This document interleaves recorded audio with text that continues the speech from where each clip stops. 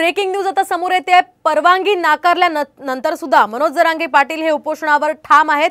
तर आजपासून सुरू होणाऱ्या जरांगेंच्या उपोषणाला परवानगी पोलिसांनी नाकारली आहे। अंतरवालीच्या ग्रामस्थांनी जिल्हाधिकाऱ्यांना निवेदन दिलं होतं आणि यानंतर विद्यार्थ्यांना होणारा त्रास आणि ग्रामपंचायतीच्या कामामध्ये होणारा अडथळा लक्षात घेता ही परवानगी नाकारण्यात आली आहे। मात्र घटनेने मला अधिकार दिलाय, त्यामुळे मी उपोषणाला बसणारच असं जरांगेंनी ठणकावून सांगितलंय। त्यामुळे या आंदोलनाकडे सर्वांचं लक्ष लागलेलं आहे। आपण पाहतोय पोलिसांकडून कायदा आणि सुव्यवस्थेचं कारण देत त्यांना परवानगी नाकारण्यात आलेली आहे। मात्र तरी सुद्धा या ठिकाणी जरांगे उपोषणावर ठाम असल्याचं कळतंय।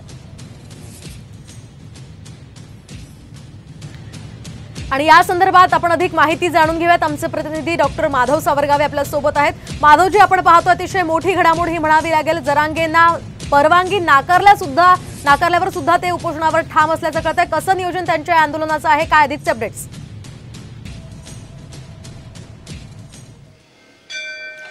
मोहिनी, 10 वाजता मनोज जरांगे पाटील हे उपोषणाला बसणार आहे। तेच ठिकाण आहे अंतरवाली सराटीमध्ये हे चौथं उपोषण त्यांचं असणार आहे। आणि या उपोषणाला परवानगी पोलिसांनी नाकारली असली तरी मी कायद्याला मानणारा आहे, घटनेला मानणारा आहे आणि त्यामुळे घटनेने दिलेल्या अधिकारानुसार मी हे उपोषण करतो आहे।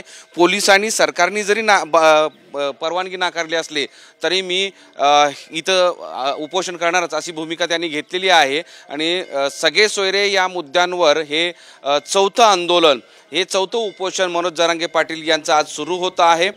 या परिसरामध्ये पोलिसांचाही बंदोबस्त मोठ्या प्रमाणात करण्यात आलेला आहे। आणि विशेष म्हणजे ज्या अंतरवाली सराटीतल्या काही गावकऱ्यांनी विरोध केला होता तिथं मात्र अनेक गावकरी आता या उपोषणासाठी तयार झालेले आहेत। आणि आता आपण जो शेड पाहतोय तो शेड सुद्धा तयार करण्यात आलेला आहे। आणि त्या शेडसाठी पावसाळ्याचे दिवस आहेत, येणाऱ्या लोकांसाठी इथं उपोषणाला पाठिंबा देणाऱ्या लोकांसाठी अडचण येऊ नये याची खबरदारी गावकऱ्यांनी घेतली। नक्कीच माधवजी, या संदर्भातले सगळे अपडेट्स तुमच्याकडून जाणूनच घेत राहणार आहोत। तुर्तास धन्यवाद दिलेल्या या सविस्तर माहितीसाठी।